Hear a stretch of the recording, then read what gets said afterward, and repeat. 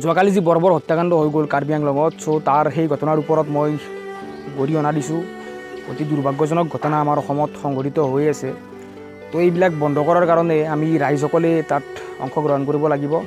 আমি ৰাইজে বিভিন্ন ধৰণৰ পোষ্ট শ্বেয়াৰ কৰাৰ আগতে আমি পোষ্টটো কিমান যুক্তিসংগত তাৰ ওপৰত আমি আলোচনা কৰিব লাগিব বা তাৰ ওপৰত আমি ডিছকাশ্যন কৰিব লাগিব পোষ্টটো শ্বেয়াৰ কৰাৰ আগতে। কিয়নো বিভিন্ন ধৰণৰ সস্তীয়া কিছুমান বস্তু আমাৰ এই অসমত শ্বেয়াৰ হয়, তো সেইবিলাক আমি বন্ধ কৰিব লাগিব এইবিলাক ঘটনাৰ বন্ধ কৰিবৰ কাৰণে। তো আপোনালোকে লক্ষ্য কৰক যে এনেকুৱা এটা অঞ্চলত শিক্ষাৰ কিমান এটা তাত হেৰিটো কম আছে, শিক্ষাৰ পোহৰটো কম আছে এইবিলাকত, যে মানুহটোৰ চুলি দীঘল কাৰণে যে সি এটা সোপা ধৰা, সেইবিলাকৰ মাইণ্ডত বা তেখেতসকলৰ মাইণ্ডত এইটো ধাৰণা কেনেকৈ আহিল, কেনেকৈ এটা অন্ধবিশ্বাস বা কুসংস্কৃতিয়ে তাত বিয়পি পৰিছে। তো সেইবিলাক যাতে বন্ধ হয়, চৰকাৰে বিভিন্ন ধৰণৰ নীতিগতমূলক বা মূল্যবোধৰ শিক্ষা প্ৰদান কৰে সেইবিলাক অঞ্চলত। কিয়নো চৰকাৰে এইবিলাক অঞ্চলত এটা ভাল দৃষ্টি নিদিয়ে।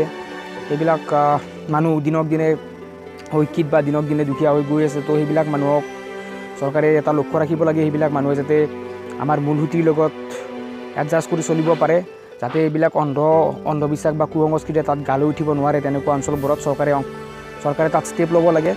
আৰু মই ৰাইজসকলক অনুৰোধ জনাইছোঁ, আপোনালোকে শ্বেয়াৰ কৰাৰ আগত যিকোনো এটা পোষ্ট সোপা ধৰা বা এনেকুৱা ধৰণৰ পোষ্ট শ্বেয়াৰ কৰাৰ আগত আপোনালোকে তাক যুক্তিসংগত হয়নে নহয় পোষ্টটো তাত আপোনালোকে চালি জাৰি চাই পোষ্টটো আপোনালোকে শ্বেয়াৰ কৰক। কিয়নো আপোনালোকৰ তাত এটা ভূমিকা আছে, আপোনালোকে পোষ্ট শ্বেয়াৰ কৰাত সেইবিলাকত ভূমিকা আছে। তো আপোনালোকে এনেকুৱা ধৰণৰ পোষ্ট শ্বেয়াৰ কৰাৰ পৰা বিৰত থাকক।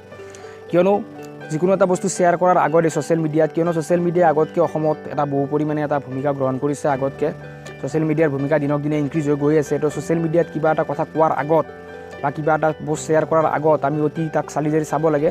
কিয়নো ছ'চিয়েল মিডিয়া আজিকালি সকলোৱে ইউজ কৰে, বিভিন্ন ধৰণৰ ৰিম'ট এৰিয়াত বা আইচলেটেড এৰিয়াৰ মানুহেও ছ'চিয়েল মিডিয়া ইউজ কৰে।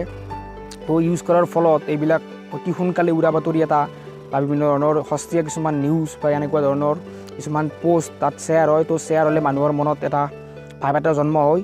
তো ভাৱটো জন্ম হ'লে তেনেকুৱা ধৰণৰ ঘটনা সংঘটিত হ'ব পাৰে। তো এইবিলাকৰ পৰা আমি বিৰত থাকিব লাগিব। এইবিলাকত আমাৰ সকলোৰে ভূমিকা আছে। তো আমি সকলোৱে এটা পদক্ষেপ ল'ব লাগিব, যাতে অসমৰ পৰা এইবিলাক আৰু দ্বিতীয়বাৰ সংঘটিত নহয় এনেকুৱা ধৰণৰ ঘটনা।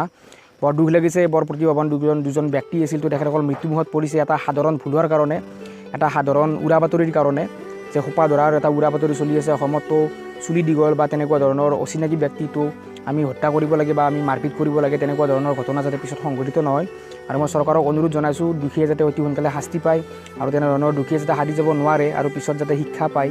এনেকুৱা ধৰণৰ ঘটনা কৰাৰ আগত মানুহে যাতে এবাৰ ভাবিব পাৰে যে আমি এবাৰ চালি জাৰি চাই আমি এনেকুৱা ধৰণৰ ঘটনা আমি কৰিবলৈ আগবাঢ়ে।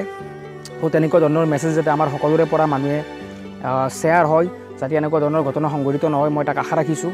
তো বৰ দুৰ্ভাগ্যজনক ঘটনা, কালিৰ পৰা মোৰ মাইণ্ডটো বৰ অলপ এটা ডাইভাৰ্ট হৈ আছে এনেকুৱা ধৰণৰ ঘটনা। মই যিমানবোৰ আগতে এনেকুৱা নিউজ পাইছোঁ, তো কেইদিনমান পিছত মাইণ্ডটো ৰিফ্ৰেছ হয়, কিন্তু এতিয়ালৈকে মই পাহৰিব পৰা নাই এনেকুৱা ধৰণৰ ঘটনা, যে অসমত অসমীয়াৰ এনেকুৱা এটা অস্তিত্ব নোহোৱা হৈ যোৱা কথা আমি কোনোপধ্যে তাক সহ্য কৰিব নোৱাৰোঁ। তো মই যদি কেতিয়াবা এনেকুৱা অঞ্চলত যাওঁতে আপোনাৰ বা মোৰ লগত কেনেকুৱা ধৰণৰ ঘটনা সংঘটিত হ'ব পাৰে তাৰ ওপৰত গুৰুত্ব দি আপোনালোকে এনেকুৱা পোষ্টবোৰত বা এনেকুৱা কথাবোৰত আপোনাৰ ৰিয়েকশ্যন কৰক। কিয়নো তেখেতসকলৰ লগত হৈছে, আমাৰ লগত যে নহ'ব তেনেকুৱা ধৰণৰ কোনো কথা নাই। তো সকলো যাতে মানুহে গম পায় বা মানুহে আপোনালোকে শ্বেয়াৰ কৰক এনেকুৱা ধৰণৰ নিউজবোৰ, যাতে এইবিলাক উৰা বাতৰিৰ পৰা মানুহে প্ৰলোভিত নহৈ এনেকুৱা ধৰণৰ ঘটনা সংঘটিত কৰিবলৈ নাবাঢ়ে। চ' তাকে মই আশা কৰিলোঁ। এইটো মোৰ ৰিকুৱেষ্ট আছিল আপোনালোকলৈ। তো আপোনালোকে কিবা এটা বস্তু শ্বেয়াৰ কৰাৰ আগত আপোনালোকে চালি জাৰি চাওক আৰু তাৰপিছত এইবিলাক শ্বেয়াৰ কৰক। আৰু বিভিন্ন ধৰণৰ মেছেজ যাতে যায়, এটা চৰকাৰক অনুৰোধ কৰাওক আপোনাৰ আমি সকলোৱে মিলি চৰকাৰক অনুৰোধ জনাওক যে মানুহক যাতে এটা ভাল এটা শিক্ষা প্ৰদান কৰে আৰু এইবিলাক অন্ধ বা কুসংস্কৃতি যাতে অসমৰ পৰা আঁতৰিব পাৰে। তো তাকে মই আশা ৰাখিলোঁ। থেংক ইউ ভেৰি মাছ। বৰ এটা বেয়া লাগিছে, দুৰ্ভাগ্যজনক ঘটনা যাতে পিছলৈ সংঘটিত নহয়, তাকে মই আশা ৰাখিব পাৰোঁ। Thank you very much.